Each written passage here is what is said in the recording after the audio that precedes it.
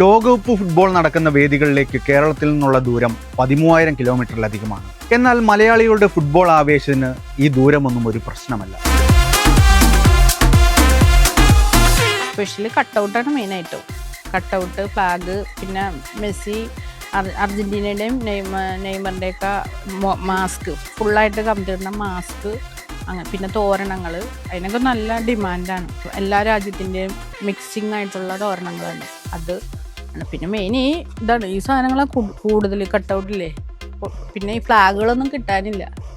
ഇതുണ്ടോ, ഇങ്ങനത്തെ ഫ്ലാഗുകളൊന്നും ഇപ്പൊ കിട്ടാനില്ല. എല്ലായിടത്തും ഭയങ്കര ടൈറ്റാണ്. എല്ലാവരും കൂടുതൽ സെയിൽസ് വരുന്നത് അർജന്റീന, ബ്രസീൽ, പോർച്ചുഗൽ ഈ ടീംസൊക്കെയാണ്.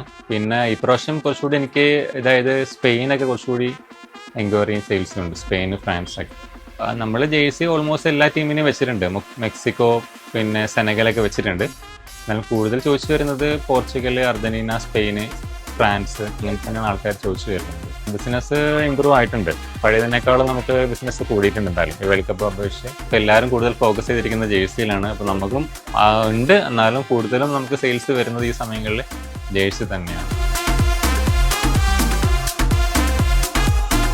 രാത്രി ഉറക്കമഴിച്ച് ഫുട്ബോൾ ലോകകപ്പ് കാണുന്നവരുടെ കേരളത്തിൽ ഫുട്ബോൾ വെറും ഒരു കായികമേള മാത്രമല്ല, അത് ലക്ഷങ്ങൾ മറിയുന്ന ഒരു ബിസിനസ് സീസൺ കൂടിയാണ്.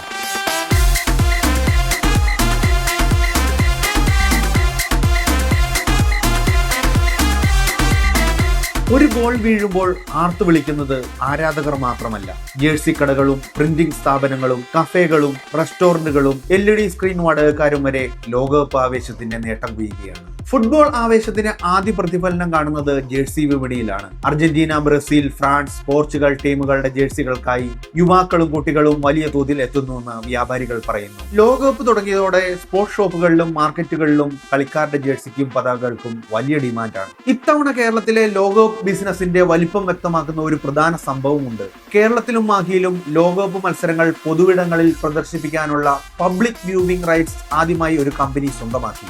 ഈ അവകാശം വാങ്ങിയത് കൊച്ചി ആസ്ഥാനമായുള്ള ഈഗിൾസ് FC ആണ്. ആരാധകർക്ക് വലിയ സ്ക്രീനുകളിൽ മത്സരങ്ങൾ കാണാനും ക്ലബ്ബുകളും സ്ഥാപനങ്ങളും സംഘാടകരും ഇനി അനുമതി തേടേണ്ടി വരും. വലിയ മാളുകൾ ഇത്തരത്തിൽ സ്ക്രീനിംഗ് നടത്താനുള്ള ലൈസൻസ് ഫീ 2.5 ലക്ഷം രൂപയാണ്. ചെറിയൊരു കഫേയിൽ സ്ക്രീനിംഗ് നടത്തണമെങ്കിൽ 25,000 രൂപ കൊടുക്കണം. ബിസിനസ് നടക്കുമെന്നതിനാൽ ഈ തുക മുടക്കുന്നതിന് വ്യാപാര സ്ഥാപനങ്ങൾക്ക് മടിയില്ല. ജേഴ്സി മാത്രമല്ല, ഫ്ലെക്സ് ബോർഡുകൾ, കട്ടൗട്ടുകൾ, ഫാൻ ക്ലബ് അലങ്കാരങ്ങൾ, LED വാൾ വാടക, പ്രൊജക്ടർ സേവനങ്ങൾ, ഭക്ഷണ വിതരണങ്ങൾ തുടങ്ങി വിവിധ മേഖലകളിലേക്ക് ലോകകപ്പ് ആവേശം പണം എത്തിക്കുന്നു.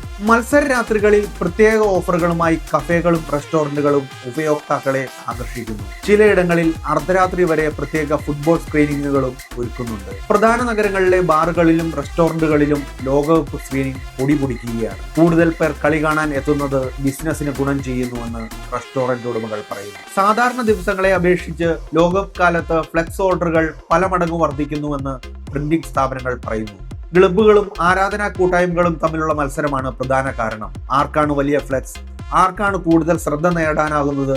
ഈ മത്സരം പ്രിന്റിംഗ് മേഖലയ്ക്ക് നേട്ടമാകുന്നു. 1000 രൂപ മുതൽ 1 ലക്ഷം രൂപ വരെ ചെലവ് വരുന്ന ഫ്ലെക്സുകളും കട്ടൗട്ടുകളും ആരാധകർ സ്ഥാപിച്ചിട്ടുണ്ട്.